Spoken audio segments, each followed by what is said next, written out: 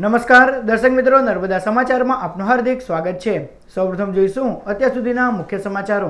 ગુજરાત કોંગ્રેસના પ્રભારી અશોક ગેહલોત અને રાજ્યસભાના સાંસદ અહેમદ પટેલ અંકલેશ્વરની મુલાકાતે।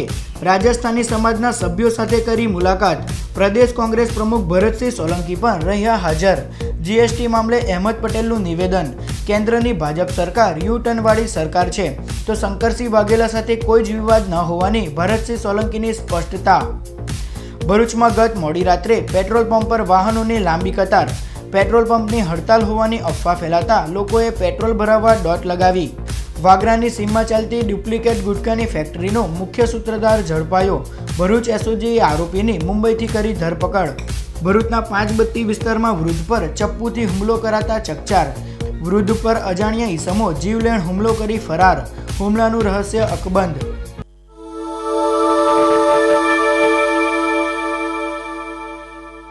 અંકલેશ્વર ખાતે ગુજરાત કોંગ્રેસના પ્રભારી અશોક ગેહલોત અને રાજ્યસભાના સાંસદ અહેમદ પટેલે રાજસ્થાની સમાજના સભ્યો સાથે મુલાકાત કરી હતી। ગુજરાતમાં વિધાનસભાની ચૂંટણીના પડઘમ વાગી રહ્યા છે ત્યારે દરેક રાજકીય પક્ષે જનસંપર્ક વધાર્યો છે, જેના ભાગરૂપે ગુજરાત કોંગ્રેસના પ્રભારી અશોક ગેહલોત આજરોજ અંકલેશ્વર આવી પહોંચ્યા હતા। તેઓની સાથે રાજ્યસભાના સાંસદ અહેમદ પટેલ અને ગુજરાત કોંગ્રેસના પ્રમુખ ભરતસિંહ સોલંકી પણ ઉપસ્થિત રહ્યા હતા અને હોટલ સન પ્લાઝા ખાતે રાજસ્થાની સમાજના સભ્યો સાથે મુલાકાત કરી હતી।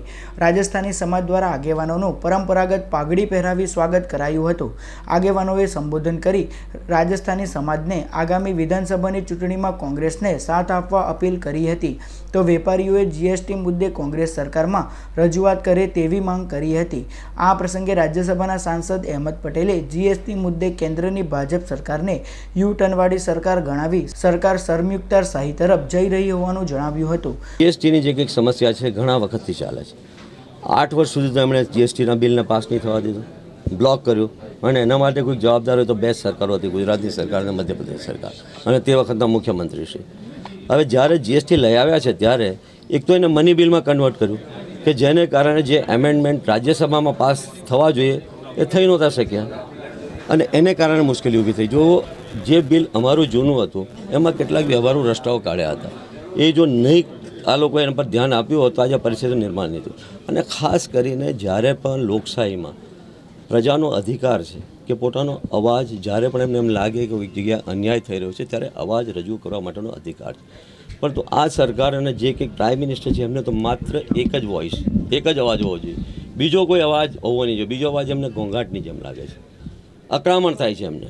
અને તમે જુઓ છો કે જ્યારે પણ કોઈ કાર્યક્રમો થાય છે ત્યારે કોઈક આંદોલન કરવાના હોય કે નહીં કરવાના હોય, વિરોધ પક્ષના જે કંઈક લોકો છે સવારે 4-5 વાગે આવીને એમને પકડીને લઈ જવા અને મૂકી દેવું, આ એક તંદુરસ્ત લોકશાહી પ્રક્રિયાની નિશાની નથી। હું માનું છું ત્યાં સુધી એક શર્મત્યારશાહી તરફ આપણે આગળ વધી રહ્યા છીએ। ગુજરાત કોંગ્રેસમાં પ્રમુખ ભરતસિંહ સોલંકી અને શંકરસિંહ વાઘેલા વચ્ચે વિવાદ હોવાનો અહેમદ પટેલે આડકતરી રીતે સ્વીકાર કર્યો હતો અને જણાવ્યું હતું કે વિવાદને શાંત પાડવા માટે જ પ્રભારી અશોક ગેહલોત ગુજરાતનો પ્રવાસ કરી રહ્યા છે।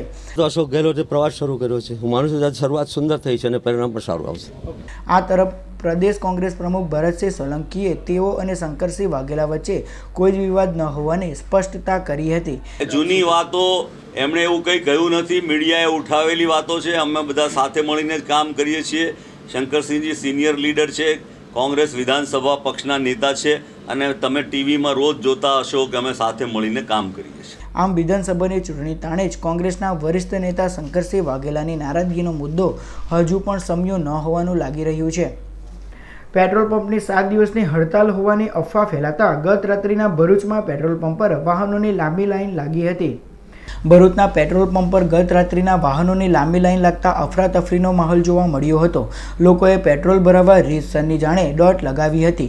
ગત રોજ અફવા ફેલાઈ હતી કે પેટ્રોલ પંપ સંચાલકોની તારીખ 5 થી 12 જુલાઈ સુધી હડતાલ છે, જેના પગલે લોકોએ પેટ્રોલ ભરાવવા લાંબી લાઈન લગાવી હતી। જોકે આજરોજ પેટ્રોલ પંપ સંચાલકોએ ઓઇલ કંપની પાસે પેટ્રોલ ન ખરીદી પેટ્રોલ ડીઝલના રોજિંદા ભાવ નક્કી કરવા બાબતનો વિરોધ નોંધાવ્યો હતો અને માત્ર તારીખ 12મી જુલાઈએ પેટ્રોલ પંપ સંચાલકો હડતાલ પાડશે। અમારું રોજને રોજ માર્કેટિંગ કરવા માટે પેટ્રોલની જરૂર પડે છે, એટલે પેટ્રોલ કાલથી બંધ છે 7 દિવસ માટે, એટલે પેટ્રોલ મળવાનું નથી, એટલે અમે પેટ્રોલ પુરાવા આવ્યા છે। પેટ્રોલની લાઈન બહુ લાંબી છે, તમે જોઈ શકો છો। તમને કેવી ખબર પડી કે કાલથી પેટ્રોલ નથી? આ સમાચારમાં આવેલું ને એફબી પર ને એના ઉપર બધું પ્રોસેસ ચાલુ જ છે। આજે એવું છે કે આ બધી વાતો ચાલતી હતી કે ભાઈ પેટ્રોલ 8 દિવસ સુધી બંધ રહેશે પંપોને બધું, એટલે તાત્કાલિક બધા દોડવું પડ્યું. દરેક પેટ્રોલ પંપ પર ફૂલ લાઈનો છે, એટલે કોઈ મતલબ કે પેટ્રોલ તો ફૂલ મળે જ છે, કોઈ પ્રોબ્લેમ જેવું નથી એમ, પણ ફૂલ લાઈનો છે.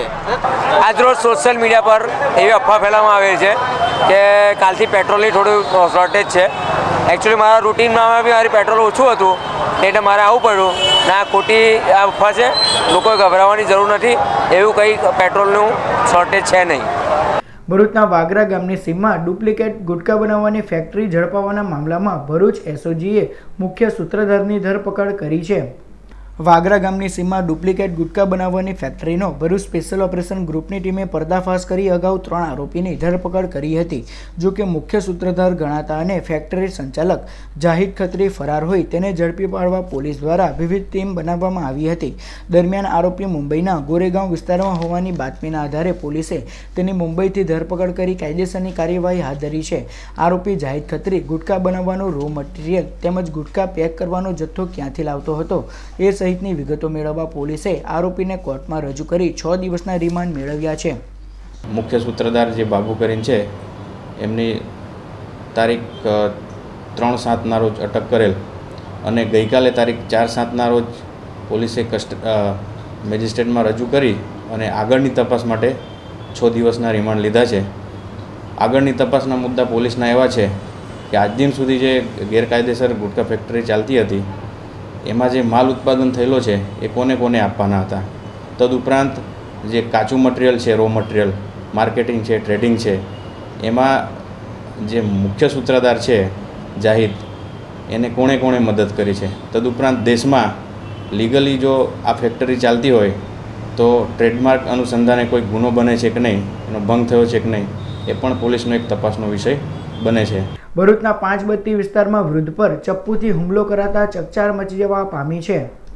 પોલીસ સૂત્રે માહિતી અનુસાર ભરૂચની બીટીએમ મિલની ચાલમાં રહેતા 62 વર્ષીય વૃદ્ધ ભીખાભાઈ ગોહિલ ગત રાત્રિના આ જ વિસ્તારમાં આવેલ જાહેર શૌચાલયમાં શૌચક્રિયા અર્થે ગયા હતા.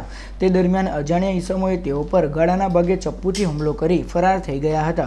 ગંભીર રીતે ઘવાયેલ વૃદ્ધને સારવાર અર્થે ભરૂચની માતેશ્રી હોસ્પિટલ ખસેડવામાં આવ્યા હતા. બનાવ અંગે એ ડિવિઝન પોલીસે ફરિયાદ નોંધી તપાસ શરૂ કરી છે, પરંતુ વૃદ્ધ પર હુમલો કયા કારણોથી કરાયો એ રહસ્ય હજુ અકબંધ છે. મોડી રાત્રિના પોતાના ઘરેથી બાથરૂમ પેશાબ કરવા જવા માટે નજીકમાં આવેલ જાહેર શૌચાલયમાં જઈ અને બેસી અને પેશાબ કરતા હતા. તે દરમિયાન અંધારામાં પાછળથી કોઈ અજાણ્યા ઈસમે આવી પોતાના હાથમાંનું કોઈ તીક્ષ્ણ ચપ્પુ જેવું હથિયાર આ કામના ફરિયાદીને ગળાના ભાગે તથા જમણા ખભા ઉપર મારી ઈજા કરેલ છે અને જે બાબતે ભરૂચ શહેર એ ડિવિઝન પોલીસ સ્ટેશનમાં ગુનો રજીસ્ટર્ડ કરવામાં આવેલ છે અને આ જે તહોમતદાર છે અજાણ્યો તેને શોધી કાઢવા હાલમાં તપાસ કાર્યવાહી ચાલુમાં છે. ગુજરાત પ્રદેશ કોંગ્રેસના આગેવાન અર્જુન મોઢવાડિયાની ઉપસ્થિતિમાં ભરૂચ જિલ્લા કોંગ્રેસ કાર્યાલય ખાતે પ્રેસ કોન્ફરન્સ યોજાઈ હતી. ગુજરાત રાજ્યમાં જમીન માપણીના રેવન્યુ રેકોર્ડમાં ગોબાચારીના આક્ષેપ સાથે ભરૂચ જિલ્લા કોંગ્રેસ કાર્યાલય ખાતે ગુજરાત પ્રદેશ કોંગ્રેસના પૂર્વ પ્રમુખ અર્જુન મોઢવાડિયાની અધ્યક્ષતામાં પ્રેસ કોન્ફરન્સ યોજાઈ હતી, જેમાં સરકાર દ્વારા થયેલ જમીન માપણીને ખોટી ગણાવવામાં આવી હતી અને આ જમીન માપણી રદ કરવાની માંગ કરવામાં આવી હતી. આ બાબતે કોંગ્રેસ દ્વારા તારીખ 10મી જુલાઈના રોજ સમગ્ર રાજ્યમાં આંદોલન કરવાની અને રાજ્યપાલ સાથે પણ મુલાકાત કરવાની જાહેરાત કરાઈ છે. જે પ્રકારે માપણી થતી હતી એ પ્રકારે આખા રેકોર્ડ રફે દફે થઈ જતા હતા.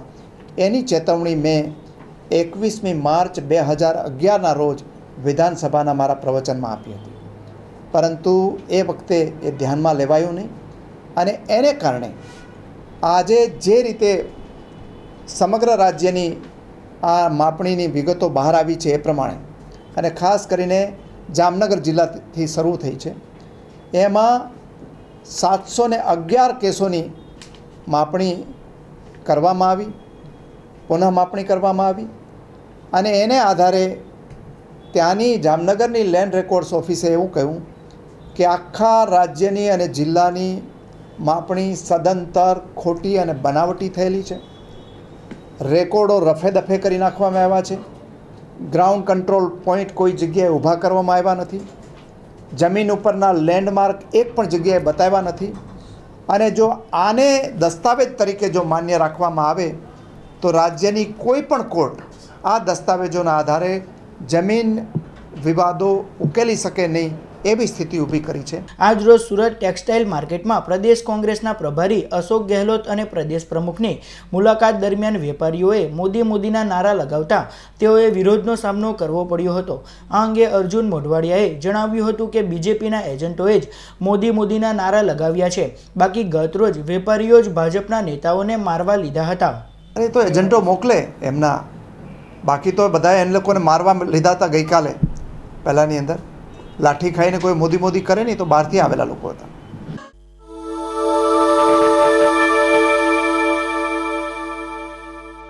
ભરૂચના વાલિયા તાલુકાના તુણા ગામે કીમ નદીના કિનારે નિર્માણ પામનાર સ્મશાન ભૂમિનું રાજ્યસભાના સાંસદ અહેમદ પટેલના હસ્તે ખાતમુહૂર્ત કરાયું. વાલિયા તાલુકાના તુણા ગામે કીમ નદીના કિનારે આવેલ અઘોરેશ્વર મહાદેવ મંદિર નજીક ₹1.5 કરોડના ખર્ચે સ્મશાન ભૂમિ નિર્માણ પામશે, જેના કાર્યનું રાજ્યસભાના સાંસદ અહેમદ પટેલના હસ્તે ખાતમુહૂર્ત કરાયું. ₹1.5 કરોડના ખર્ચે અદ્યતન સ્મશાન ગૃહ નિર્માણ પામશે. આ પ્રસંગે કોંગ્રેસના આગેવાન ધર્મેન્દ્રસિંહ મહિડા અને સંદીપ માંગરોલા તેમજ ગ્રામજનો ઉપસ્થિત રહ્યા હતા. રોટરી ક્લબ ઓફ અંકલેશ્વર તથા ઇનરવ્હીલ ક્લબનો શપથ ગ્રહણ સમારોહ તારીખ 3 જુલાઈના રોજ યોજાયો.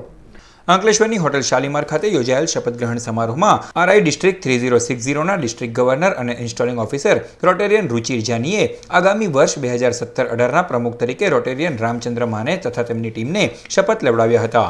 વિદાય લેતા પ્રમુખ રોટેરિયન સુનિલ વ્યાસે નવા પ્રમુખને પિન તથા કોલર અર્પણ કરી સત્તાના સુકાન સોંપ્યા. તો આવી જ રીતે ઇનરવ્હીલ ક્લબના પ્રમુખ તરીકે નિધિ પારેખ તથા તેમની ટીમને પણ ઇન્સ્ટોલ કરાયા હતા. સદર કાર્યક્રમમાં મોટી સંખ્યામાં રોટેરિયન્સ, આમંત્રિતો તથા શુભેચ્છકો ઉપસ્થિત રહ્યા હતા. Serve as living example of Rotary Internationals of this organization at all times. Giving me the opportunity to serve humanity by leading one of the best, one of the biggest, and one of the most respected club of District 3060. ભરૂચના ધારાસભ્ય દુષ્યંત પટેલ દ્વારા મતદાર યાદી સુધારણા કાર્યક્રમમાં ભાગ લેવા જિલ્લાવાસીઓને appeal કરવામાં આવી છે. જે તે વિસ્તારના લોકો છે, જ્યાં બૂથ હોય, જ્યાં આપણે મતદાન કરવા જઈએ છીએ, તો એ બૂથની અંદર આપણે ત્યાં આગળ જઈએ અને આ પ્રકારનો જે મતદાર યાદી સુધારણા ઝુંબેશ છે એની અંદર ભાગ લઈએ. કોઈ પણ મતદાતા એ મતદાન વગર વંચિત ના રહે એ માટેના સરકારના આ પ્રયત્નો છે અને એના ભાગરૂપે આ ઝુંબેશ ચાલુ કરી છે. તો મારે ભરૂચવાસીઓને વિનંતી કે તમામ વિસ્તારની અંદર તમામ લોકોને વિનંતી છે કે આ મતદાર યાદી સુધારણા ઝુંબેશની અંદર પોતે જો આમાં ક્યાંક મેં જે કહ્યું એ બાકી હોય તો એની અંદર આપ પોતાનું નામ રજીસ્ટર કરાવશો. ભરૂચ શહેર એ ડિવિઝન પોલીસે શહેરમાં ટ્રાફિકને અડચણરૂપ 7 લારી કબજે કરી. ભરૂચ શહેરના વિવિધ વિસ્તારોમાં મુખ્ય માર્ગને અડીને શાકભાજી અને ફ્રૂટની લારી ઊભી રાખવામાં આવે છે, જેના કારણે ટ્રાફિકને અડચણ ઊભું થાય છે. ત્યારે ભરૂચ એ ડિવિઝન પોલીસે ટ્રાફિકને અડચણરૂપ 7 લારી કબજે કરી કાયદેસરની કાર્યવાહી હાથ ધરી છે. આજ રોજ મહેરબાન એસપી સાહેબ, ડેપ્યુટી સાહેબ, પીઆઈ સાહેબની મૌખિક સૂચનાથી રોડ ઉપર પાર્ક થતી લારીઓ ટ્રાફિકને અડચણરૂપ થતી હોય આજ રોજ 7 લારી પોલીસ સ્ટેશનમાં લાવી જમા કરેલ છે અને તેઓના વિરુદ્ધમાં કાયદેસરની કાર્યવાહી કરેલ છે અને આ ઝુંબેશ આગામી બી ચાલુ રહેશે. ભરૂચ અંકલેશ્વર જવાના માર્ગ પર આવેલ રૂબી એપાર્ટમેન્ટના એક મકાનમાંથી તસ્કરો મોબાઈલ અને રોકડ રકમની ચોરી કરી ફરાર થઈ ગયા હતા. અંકલેશ્વરના મહાવીર ટર્નિંગ પાસે આવેલ રૂબી એપાર્ટમેન્ટમાં 101 નંબરના મકાનમાં રહેતા સાજિદ શેખના મકાનનો પાછળનો દરવાજો રાત્રે ખુલ્લો રહી ગયો હતો. દરમિયાન તસ્કરો અંદર પ્રવેશી 3 જેટલા મોબાઈલ અને રોકડ રકમની ચોરી કરી ફરાર થઈ ગયા હતા. સાજિદ શેખે સવારે જોતા 3 મોબાઈલ અને રોકડ રકમ ગાયબ જણાતા ચોરી થઈ હોવાનું માલુમ પડ્યું હતું. આથી તેઓ તાત્કાલિક શહેર પોલીસ મથકમાં જાણ કરતા પોલીસે ઘટના સ્થળે દોડી આવી ચોરી અંગેની ફરિયાદ નોંધી વધુ તપાસ હાથ ધરી છે. ઝઘડિયા તાલુકાના ધોળાકુવા ગામે શેરડીના ખેતરમાંથી 7 ફૂટ લાંબો અજગર ઝડપાયો. ઝઘડિયા તાલુકાના ધોળાકુવા ગામે રહેતા અજય વસાવા પોતાના શેરડીના ખેતરમાં ગયા હતા. ત્યાં તેઓએ અજગરને જોતા તાત્કાલિક અંકલેશ્વર ફ્રેન્ડ્સ ઓફ એનિમલ ટ્રસ્ટના પ્રમુખ સુનિલ પરમારને જાણ કરતા તેઓ તેમની ટીમ સાથે દોડી આવ્યા હતા અને 7 ફૂટ લાંબા તેમજ 11 કિલો વજન ધરાવતા અજગરને પકડી પાડી સુરક્ષિત જગ્યાએ છોડી મૂકવાની તજવીજ હાથ ધરી હતી. ભરૂચના જાડેશ્વર વિસ્તારમાં આવેલ ઉન્નતિ વિદ્યાલયમાં મહેંદી સ્પર્ધા યોજાઈ. ભરૂચના જાડેશ્વર વિસ્તારમાં આવેલ ઉન્નતિ વિદ્યાલયમાં ગૌરી વ્રતની ઉજવણીના ભાગરૂપે મહેંદી સ્પર્ધાનું આયોજન કરાયું, જેમાં શાળાની વિદ્યાર્થીનીઓએ ઉત્સાહભેર ભાગ લીધો હતો. આ પ્રસંગે શાળા પરિવાર ઉપસ્થિત રહ્યો.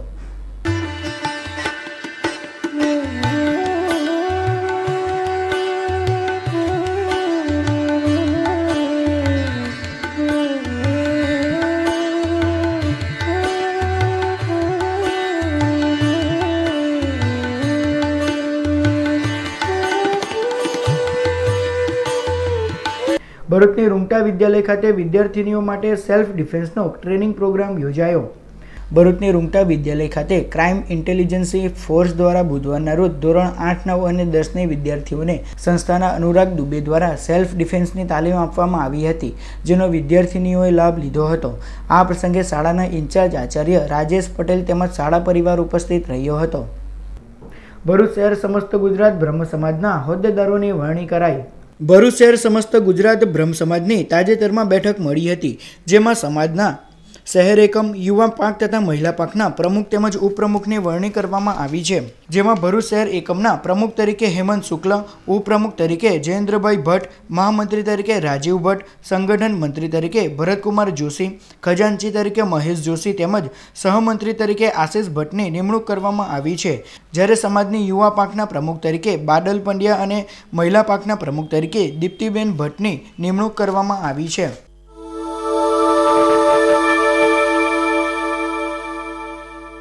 સમાચાર પૂર્ણ કરતા પહેલા મુખ્ય સમાચાર પર ફરી એક નજર. ગુજરાત કોંગ્રેસના પ્રભારી અશોક ગેહલોત અને રાજ્યસભાના સાંસદ અહેમદ પટેલ અંકલેશ્વરની મુલાકાતે. રાજસ્થાની સમાજના સભ્યો સાથે કરી મુલાકાત. પ્રદેશ કોંગ્રેસ પ્રમુખ ભરતસિંહ સોલંકી પણ રહ્યા હાજર. જીએસટી મામલે અહેમદ પટેલનું નિવેદન. કેન્દ્રની ભાજપ સરકાર યુ ટર્નવાળી સરકાર છે, તો શંકરસિંહ વાઘેલા સાથે કોઈ જ વિવાદ ન હોવાની ભરતસિંહ સોલંકીની સ્પષ્ટતા.